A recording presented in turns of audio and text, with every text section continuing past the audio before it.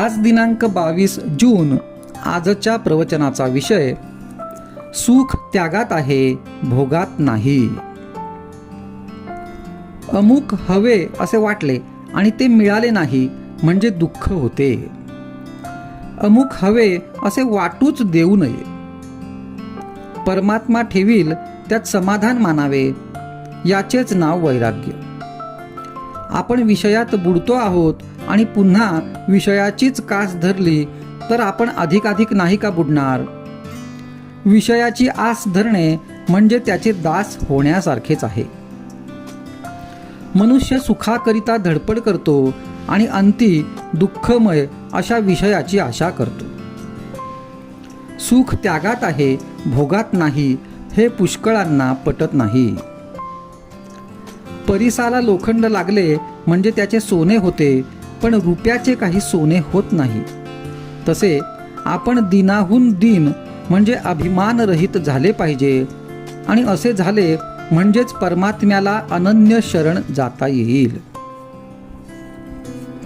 हे व्हायला त्याची कृपाच पाहिजे आणि ती नित्य भाकावी. एखाद्या गोष्टीने आपले मन अस्वस्थ होते ते का बरे? त्या गोष्टीला आपण सत्यत्व देतो म्हणून. हा सर्व खेळ आहे, हे मिथ्या आहे असे जाणून ज्याप्रमाणे नट नाटकातील आपली भूमिका अगदी खऱ्यासारखी करतो त्याप्रमाणे व्यवहार करावा. सुख समाधान सत्यात असते, मिथ्यात नसते. आजपर्यंत आपण विषय उपभोगले पण त्यात आपल्याला सुख झाले नाही. मग विषय मिथ्या आहेत याची भगवंताने तुम्हाला प्रचिती नाही का दिली? तरी सुद्धा तुम्ही या विषयातच प्रपंच कसा सुधारेल असे मला विचारता. याला काय म्हणावे? जे दुःखमयच आहे त्यात सुख कुठून येणार? 2 लहान मुली भातुकली खेळल्या. जी मुलगी गरीब होती तिने पोळ्या आणि गुळांबा केला, पण जी श्रीमंत होती तिने मात्र श्रीखंड आणि बासुंदी केली.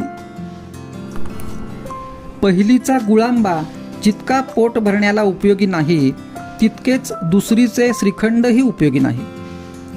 तसे प्रपंचाचे खरेपण आहे.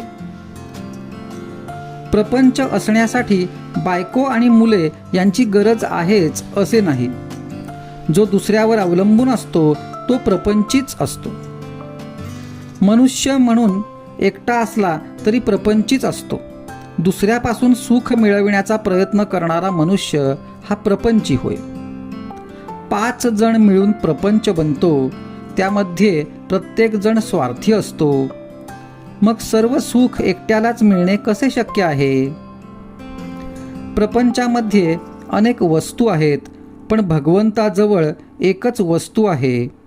प्रपंचामध्ये कितीही वस्तू आणल्या तरी पुऱ्या पडत नाहीत, कारण एका वस्तूच्या आणण्यामध्येच दुसऱ्या वस्तूच्या आणण्याचे बीज आहे. पण भगवंताचे तसे नाही. भगवंताची वस्तू एकदा आणली की पुन्हा ती आणायला नको. आजचा सुविचार. अमुक एक वस्तू आहे म्हणून मी सुखी आहे या वृत्तीत राम नसून काही नसताना वृत्तीचे समाधान टिकले पाहिजे.